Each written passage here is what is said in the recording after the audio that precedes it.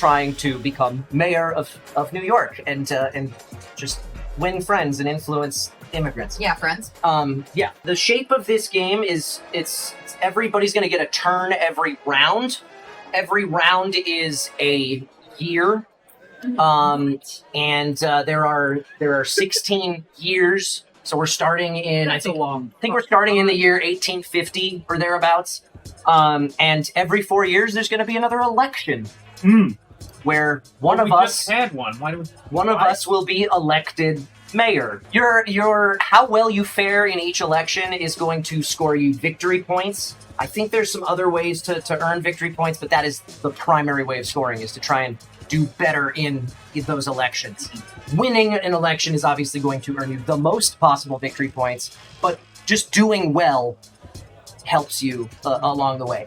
The shape of the game, for the first term, the first 4 years, we're going to roll our fancy 3D printed die to determine who our first player is to start with. Yeah. After the first term, the mayor will be our first player, and they will be the first player throughout their term, and then we'll go to the next election. So in addition to winning victory points, you get to go first. On your turn, you have to choose one of 2 ward actions. Those are printed down here on the board.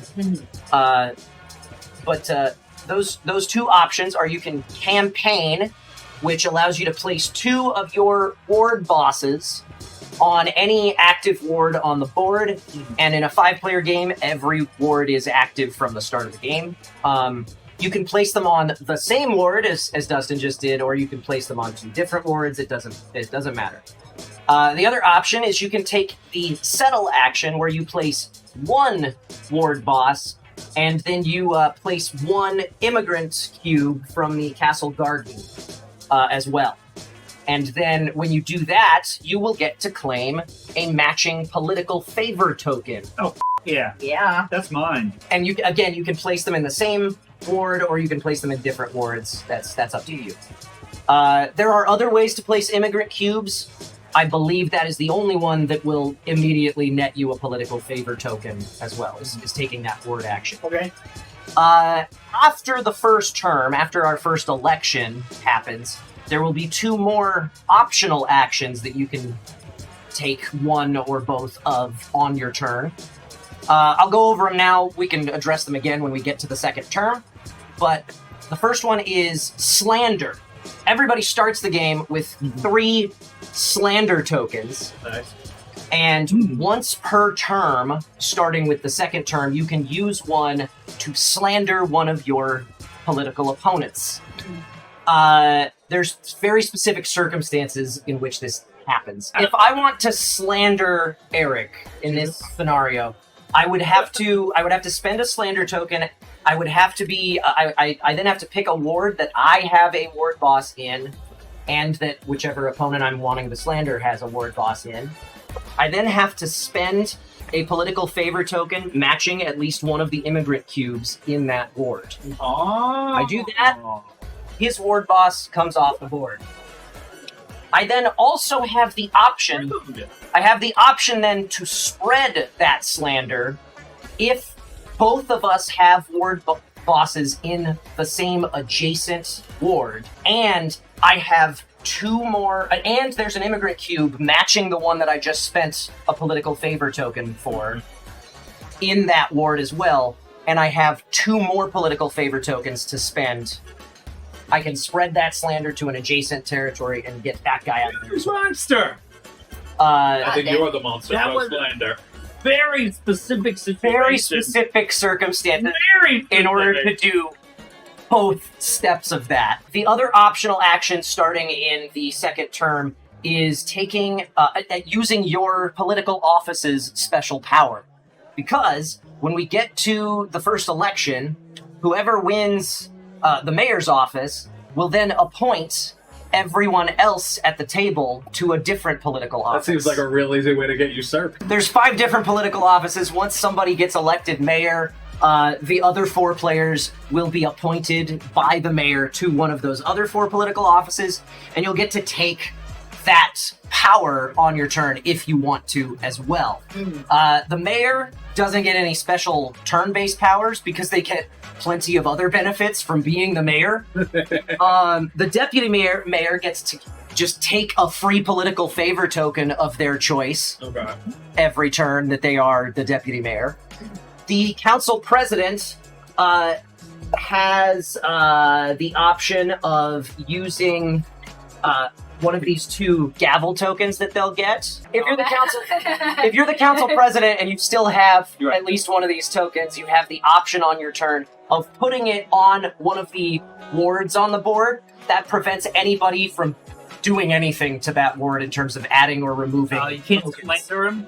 Yeah, there's nothing you can do to that ward while there's a gavel there. Interesting. But they will come off the board at the start of the next term, however. So they're only there for the remainder of your term in office. If you are the chief of police, you have the arrest action available where you can remove an immigrant token from a ward. I'm not gonna do that. You cannot remove the last immigrant cube from a ward.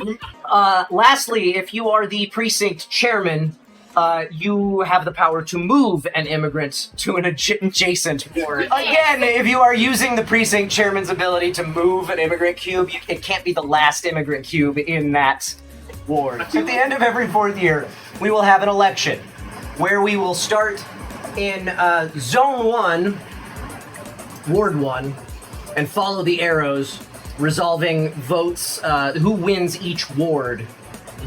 Who wins each ward's vote in that election. Then we'll go to Zone 2 around the board. And if you've got smaller player counts, for those watching at home wanting to learn the rules, you may or may not start with the Zones 2 and 3 active in the first term. We got more people. We got more people, so the whole board is active right from the beginning. To resolve that election, we will start in Ward 1. We will look for anybody who's got a ward boss there has the chance to win that vote. Okay. Every ward boss you have in that ward is worth 1 vote. Oh. And then you will look at all of the immigrant cubes that are in that ward. Look for your matching political favor tokens. What's happening? Announce to the table how many you have in your supply. So, and that could be like, there could be all 4 different immigrant populations could be present in that ward, so you'll count them all up, whatever. The immigrant tokens that are in the ward just tell you which political favors you can use. Then you will decide how many of those political favors you want to bid on winning that election. Okay. All right. We're getting saucy now. You'll put them in your fist, hold them over the table, and we'll do a count of 3, reveal.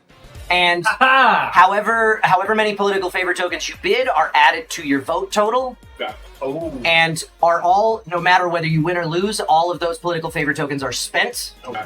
And then whoever has the most votes wins that ward for the election. If this is what we have here, both of Allegra and I in this instance both have ward bosses present. That means we're the only ones at the table who have a chance to win this ward.